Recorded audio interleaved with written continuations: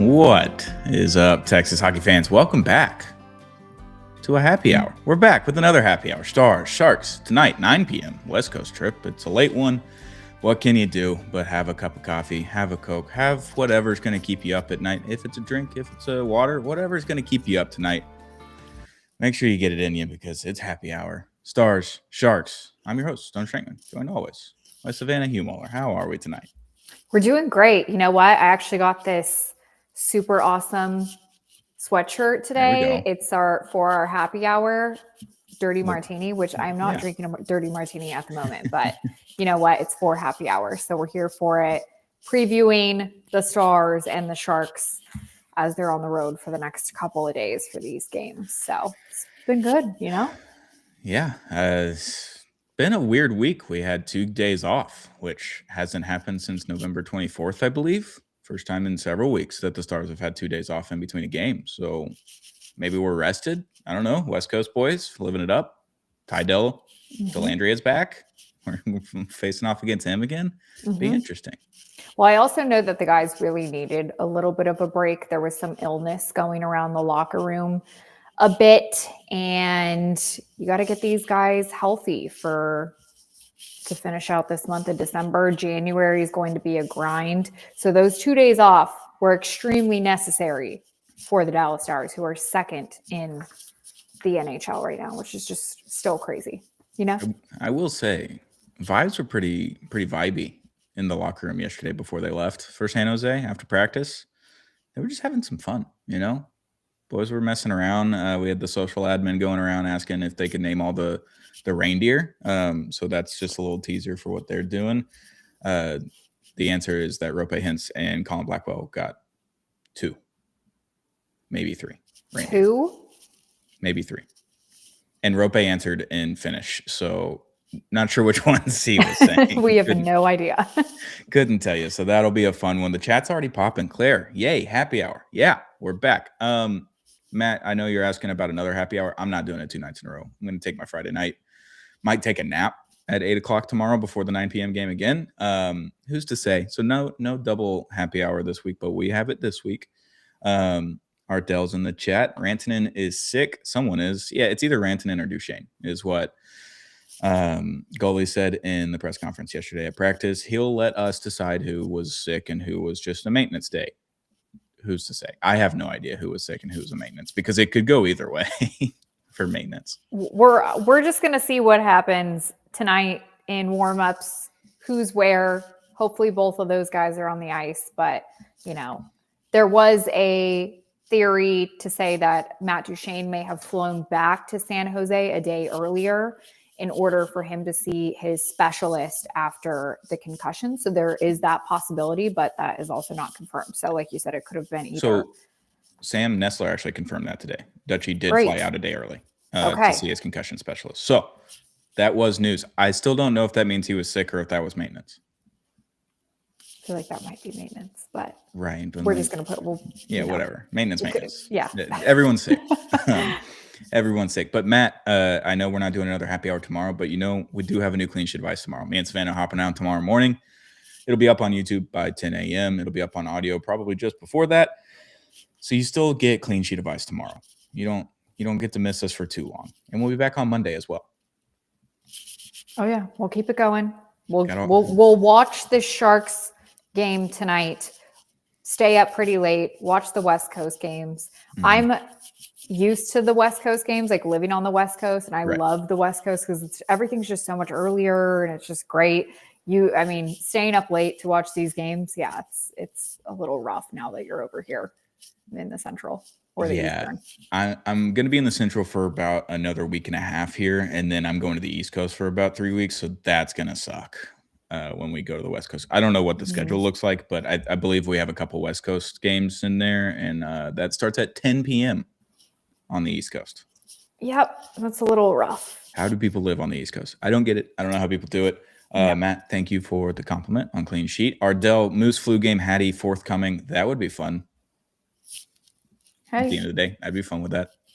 You know what? Moose, he's still leading the team in points right now. He might get a couple here in San Jose. And then tomorrow against the Ducks, I'll take it. We do have we have a big change in the leaderboard on the NHL leaderboard. Mikko Rantanen now second in penalty minutes in the league. Yes, I know. Yes, so crazy because of the 14-minute with was it Logan? Yeah. I don't remember the last name. Yes, that sounds right. But that's funny. Logan Stanley, right? That might be right. Yeah. Saw that today. That was funny. Saw the Empty Netters boys. So great episode with them earlier in the week on Monday. We put them in there, a little 30-minute conversation with Chris and Dan Powers from the Empty Netters. Talked all sorts of Texas hockey things. And then on their episode yesterday, Chris is questioning whether they're a leader or not a lead. And I was like, we just hyped him up for 30 minutes together. And now 3 days later, you're switching up on me, CP. I don't know what the deal is there with CP. Dan had my back. Dan had my back on Twitter today. So. You know, the storylines in the NHL change day to day. This league is so all over the place, just nuts. It's wild. So, I mean, I can see why he's switching it up, but I mean, come on, look at the Stars. You're second in the league right now. You're behind the Colorado Avalanche, which obviously they're like 5 points ahead right now. They have like 55. Sure. But you know what? The Stars are holding down the fort for the most part. And the Central Division's stacked right now, and the Stars have just been very unbelievable. So good to get a win against the Kings the other day. You move into this week, and now you're facing the Sharks and the Ducks on a little road trip. I think things are good right now. Things are pretty positive. Yeah, it's like I said earlier, right as we started, they haven't had a 2-day off period since November 24th. That's several weeks without 2 days off from either practice or games. Like, pretty crazy that they've just been kind of on this run. I think they're like 9-1-2 during that span, so not bad, or 9-2-1 maybe. I don't remember, but either way, winning a lot of games without a lot of rest and without a lot of your players are just starting to mix in those guys that have been missing for a long time. Like Matt Duchene missed 26 games and has had to like come back. So we had that. We have Nils Lundqvist coming back and going back out and coming back in and going back out, and with the flu and all kinds of shit's going on in the locker room. Yeah, I don't know. This team's just good at the end of the day. That's all it is. Speaking of Nils, I really liked the way that he played the other night against the Kings. He was actually one of the most impressive, in my opinion. I was watching him majority of the time. He had a couple of hits. He played a really physical game the other night and had a couple really good blocks as well. He definitely was like my shining star of that night, which I think he flies under the radar a lot, but good to get him back. But I really liked his game against the Kings. He's kind of one of my guys to watch right now.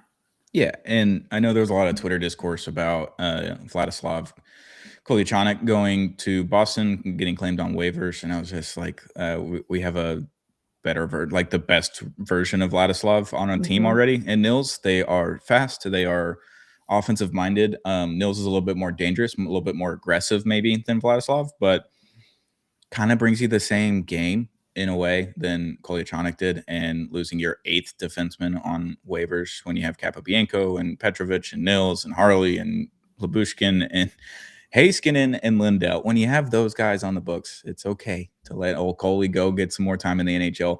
Goalie said, like, obviously they thought they took a gamble. They thought that he would pass through waivers and they would keep him, send him back down to the AHL, let him develop a little bit more.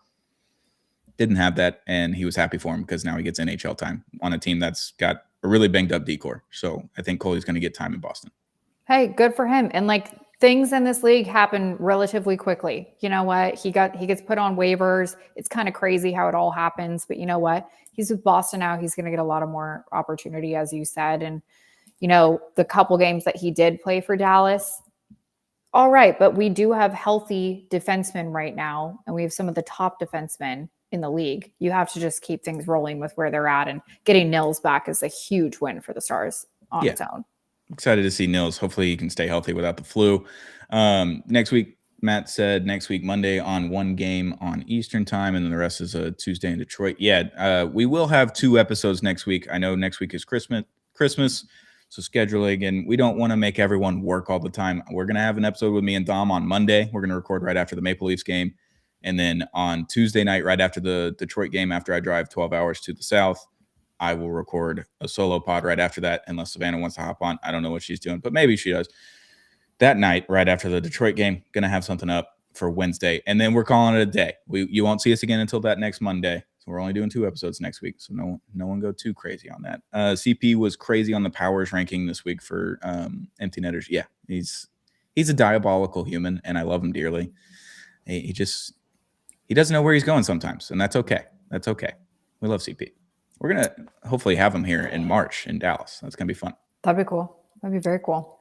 I feel like you need to explain the apple orchard just to anyone who's in the chat who doesn't totally know what you have been doing with the whole apple orchard, because I think it's just genius. It's awesome. I don't know when I came up with it. It was last week at some point. Something happened. I was just like, hey, he's an apple orchard. I think it was an away game. Like, I think it was after one of our happy hours and we were texting about it. Yeah. Just Miko popped off in one of the games. I think I put it in my game winning tweets where I have the Severance clip to Dick Down in Dallas, which is a all-time moment by me, just finding that clip and putting together music. And look at me being technologically advanced, putting that together. One of my game win tweets, I think I just said Miko's apple orchard, and I don't know if everyone knows, but C63, are we getting more apples from the orchard tonight? Chances are yes.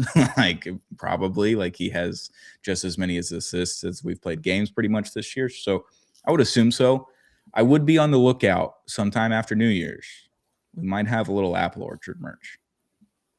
It's possible. Oh, I knew this was coming. I knew you were going to be working on this. But you know what? I think it's creative. It's genius. Stone coined the term, okay, for Miko Rantanen. He is an apple orchard. So we're rolling with it. And I got your back on that one. So I do need to ask Miko about it. Like, does he hate it?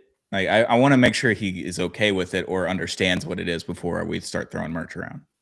Hey, you know what? I think if he doesn't, I don't care. I'm going to bring him a shirt anyway. So yeah, you should. I think he's going to love it. He's going to love it. Yeah, I hope so. Claire said these guys need to get their flu shots. Yeah. This happens every year. Goalie mentioned it in the press conference the other day. It's just like, one guy gets sick and then everyone starts to get sick. It just kind of runs through the locker room. And then after everybody has it, then they're all good. So it's kind of one by one right now, which is nice in comparison to last year, I believe. If you remember, the Mavericks got really sick in November, like right before Thanksgiving. And then all of a sudden, like 5 or 6 stars just started going down like flies immediately. And you're missing multiple guys a night. So hopefully we don't run into those kinds of problems with the flu shots and whatever, the Ebola and the COVID and all the kind of stuff. Last year was the Mavericks one. It was like a mystery disease. I don't know what happened, but it crept its way over to the Stars locker room, unfortunately. So as of right now, we're missing like one at a time, which is okay because we've been doing that all season long. Yeah. I mean, November was quite a month. There was that point in the month where we were like, okay, what are some of the guys going to do, especially when Tyler Seguin got injured, and then they're looking still on the season-ending long-term injured reserve, which has not happened yet. So they're still kind of evaluating that situation. But we were at the point in like early September where we're like, okay, what are we going to do here? Is Jim Nill going to make any moves just to fill some of the gaps? Liam Bischel goes down as well. So rough time for the Stars, but they've done a fantastic job in just keeping things going and getting a lot of these guys back on. Matt Duchene came back in at a really good time. So, and thankfully, Rope Hintz, no injury after that little foot hit that he had a couple games ago. So things are good right now. Yeah. Swixus said, would you like to see any adjustments to the lines with guys coming back from IR? I would like to see the fourth line kind of start mixing in some other guys. Adam Erdy is on the trip and is projected to play at some point during this trip. Obviously not tonight because there was no lineup changes. So maybe tomorrow night. Nathan Bastian hasn't played in about a week now. I'd like to see him get in the lineup every once in a while just to keep Colin Blackwell fresh. I talked to him for 10 minutes yesterday at practice, after practice, and I just kind of asked him, I was like, how do you feel after a game? Because obviously he's not 25 anymore and he flies on the ice. Every time he is on the ice, it is balls to the wall. It is 100%. It is sprints. He's throwing hits as many as he can and trying to be physical. And like, I was like, what does your body feel like after a game? He was like, I feel like I played 30 minutes. And then I look at the stat sheet and I played like 9. And I'm just like, how does Miko go out there for 21, 22 minutes and just like be okay after the game? He doesn't get it. But that's kind of like superstars versus fourth line grinders and the different type of bodies. Like Colin Blackwell's my size. He's 5'8" and throwing that body around, whereas Moose is 6'4", 6'5", 210 pounds, like different body types and different kind of games as well. So I asked him about that. So I'd like to see the fourth line and the third line kind of get a little bit of rest here and there, like Ritzy and Bork and Foxa and Back and Blackwell, like kind of mix in Ernie and Bastion in here every other game, every 3 games or something like that. Keep the bodies fresh. That's the only thing I would like to see. No, I'm with you. Honestly, I think that those bottom 2 lines, just the way that you're looking at it, like getting a little bit more incorporation with Bastion, and then when Ernie pops back in, like you're so spot on with that, because the top 6 right now, I like where they're at. I love the Steele, Johnston, Rantanen line. That one is just as solid as it gets. I did really note the other day what Glenn Gulletson said on Oscar Back, that he's just like every coach's dream as far as what he does on the fourth line and what he contributes, and then the goal that he had the other night as well. So I like his game a lot. And then Ritzy's been really impressive too on that third line. And now that you have Matt Duchene back in the mix in the center there, I think that line works really well. So I wouldn't really change a lot up. And then we've also seen goalie just say, hey, screw it, Dutchie, go to the top line. We saw it against the Kings the other night. He just kind of went to the top line towards the end of the first period and was pretty much mixing in there every other shift or every shift, still kind of working back up. So, and then obviously you see the apple of all apples from the apple orchard go to Dutchie on that play. And that was a great play from Dutchie. It's just, that was 3 really smart hockey players being on the exact same line and just kind of knowing where everyone needed to be. Wyatt getting the entry, shielding off the puck, giving it to Mikko. Mikko kind of realizing that Dutchie's sneaking behind the defense, and he's like, look, I'm going to send this pass that should not ever get through in any way, shape, or form. And it just reached Dutchie's stick, and it was kind of just a tap-in goal, and that was fun. So, yeah, we're just kind of just the riches of wealth, you know, from the bottom 6 to the top 6. It's like you can't really miss with these guys. They all play different styles of hockey, but they all work together. So I would tonight pay attention to the power play a little bit. That's one thing that I've definitely been watching. They haven't been as successful on the power play in, let's say, the last 3-4 games. Since Minnesota, yeah. And that's one thing that I've just been keeping an eye on, their rotation of the power play 2 unit coming in, and just what they're trying to do there. Like I've seen a few just decent shots on the net, but I think they're still trying to find their balance. But I think it's also just depending on the opponent. Like I think their last few opponents have really been able to find a way to just stop the power play. But that's just one thing that I would keep an eye on, and that's what I'm watching for tonight against the Sharks.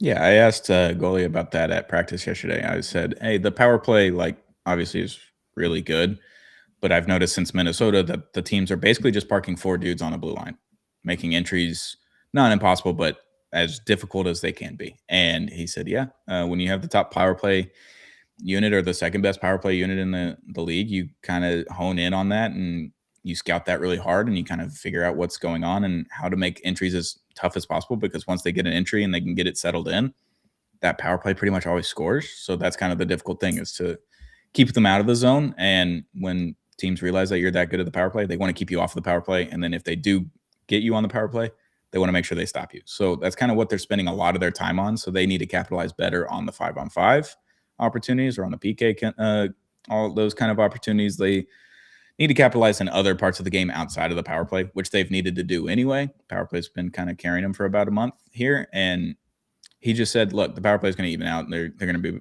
figure out entries and all that kind of stuff eventually. It's just a new look, and they played 3 good teams against the power play, and they didn't do well on the power play, and that's all it really was. So yeah. Okay. Well, good insight there. Noticed that they were definitely like giving up the puck a little bit more on the power play. So hopefully we'll see what they do against the next 3 games, you know, these set of teams right here, to see what they can do. For the Sharks specifically, I'll do a little bit of the rundown here. Right. They are 10-5-3 at home this season. They have 37 points. They're 5th in the Pacific right now. Their power plays at an 18.5%. Not that decent. Their PK 78.6%. And then Celebrini, he's on a 3-game point streak, and he has 51 points right now. I think he is 3rd in the league in points. One of 3 people in the league that has 50 points already. and the other two are Connor McDavid and Nathan McKinnon. What a guy. Celebrini. Great company. He'll be on Team Canada, no doubt in my mind. Matt Townsend says, I will say tonight feels more like a trap game than tomorrow.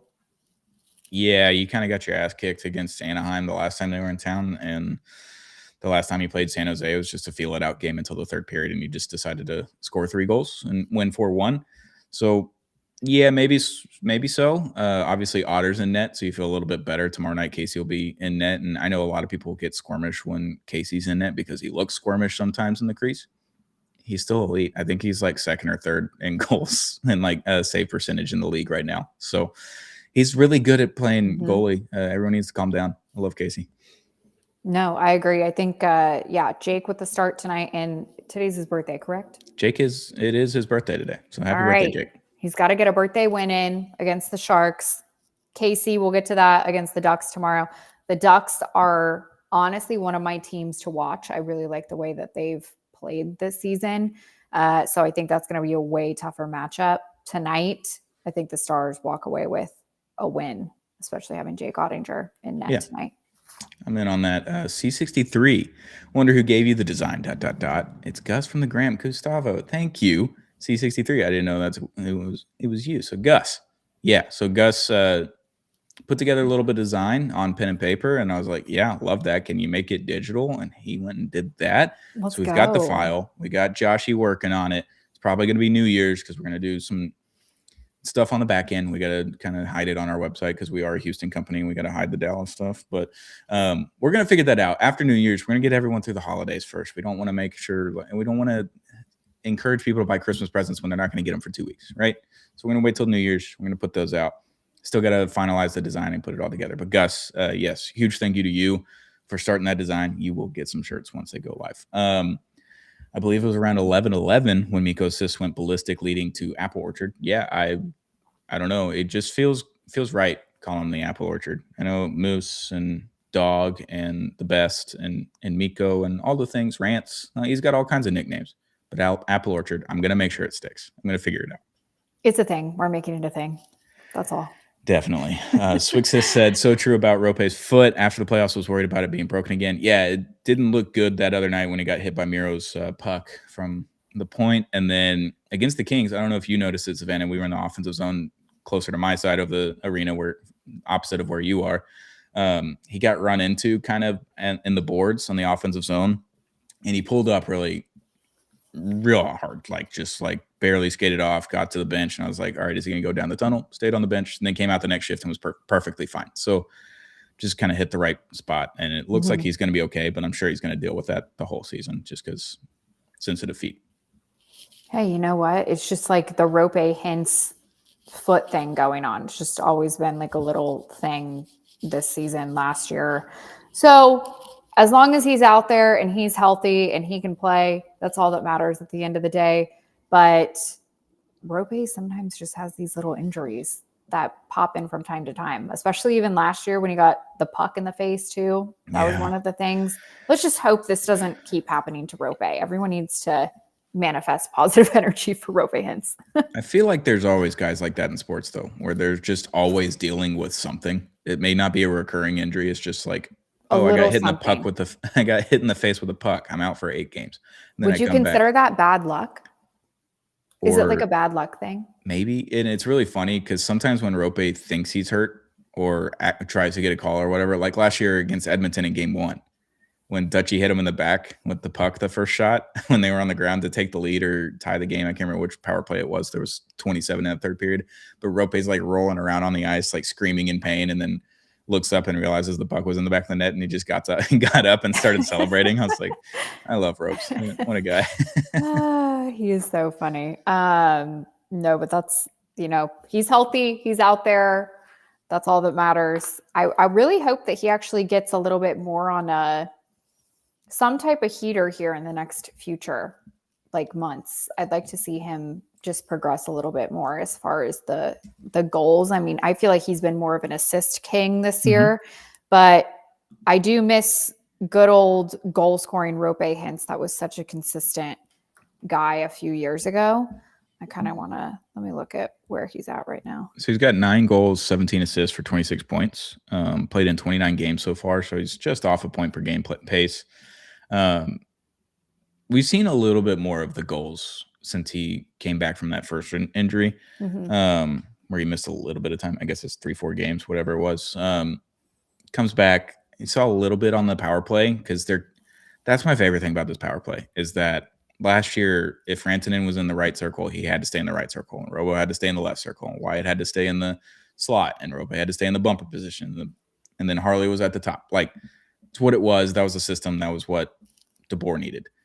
This system is like, look, if you get the puck and you need to start circling it around and get to a different position, and it's what's going to happen, and it's kind of fluid, and everyone kind of understands if one person goes to this spot, oh, okay, then I need to transition to this spot, and this person transitions to that spot. So, like, Rope can find himself in the slot instead of the bumper position a lot, and that will lead to more goals because Wyatt obviously has had those tap-in one-timers basically from the slot every time, and now you started to see a little bit more of Rope getting in there whenever the puck kind of just transitions to the other side or whatever happens. Like, they're allowed to just go make plays on the power play. So I think that's going to lead to more goals from Rope. On the power play specifically, I would love to just see a flying fin goal where he just cuts through the 2 defenders and passes them up and just a little wrist shot, top shelf tonight.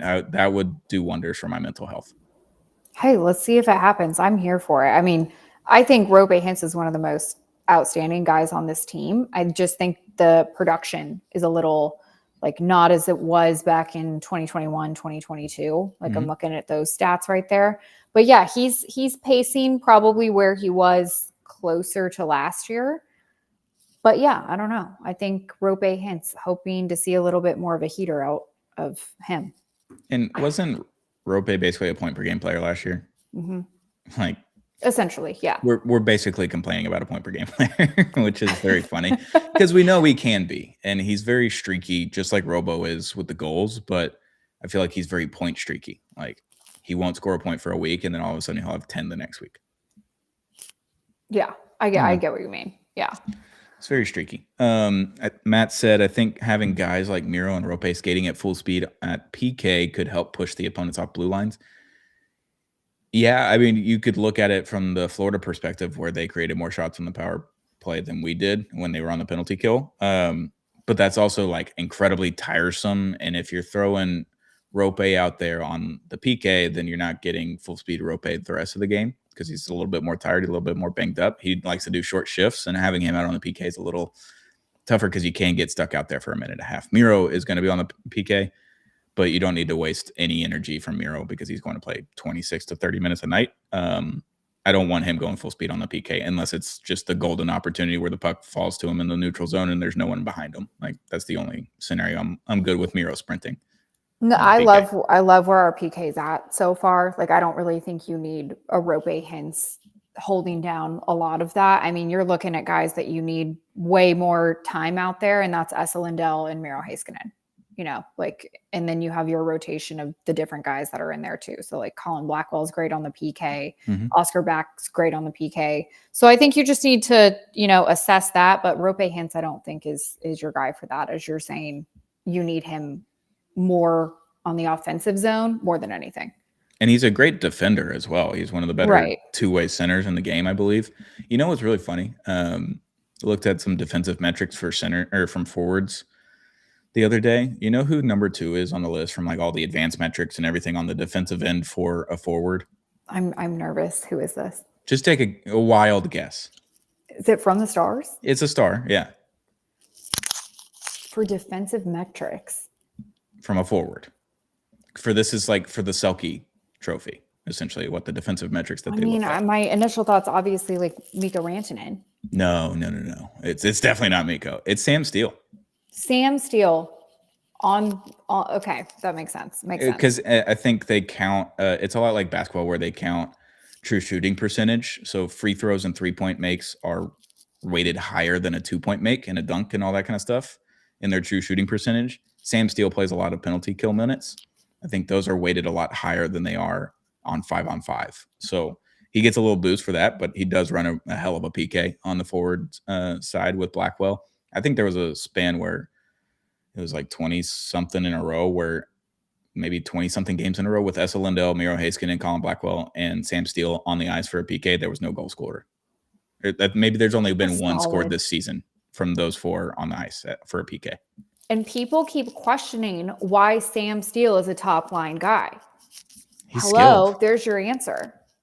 Yeah. And it's like one of the biggest answers and one of the biggest points as far as who Sam Steele is as a player and why he's on the top line with Mikko Rantanen and Wyatt Johnston. Like, it's obvious. Like, he knows how to defend at the same time, but he's a physical guy that is there and he can hold down everything on the left wing. Yeah, and it's like I would frame him as a more skilled version of like a combo of Oscar Back and Colin Blackwell. Totally. He does all the same things that they do, but he's just more skilled than those 2 guys combined, basically. Matt did say, I was talking about the PP with Miro and Rope backing the opponents off the PK for blue lines. Yeah, I mean, in theory, but they do the double drop. They do the single drop. I think they just need to find a new play, which I saw at one point, I don't know, it's sometime in November. I noticed it one time. I was in person. I was like, oh, we're just not doing the drop back. They were just, whoever got the puck in the neutral zone or in the D zone, they were just carrying it all the way through. There was no drop back, but they still had a player back there.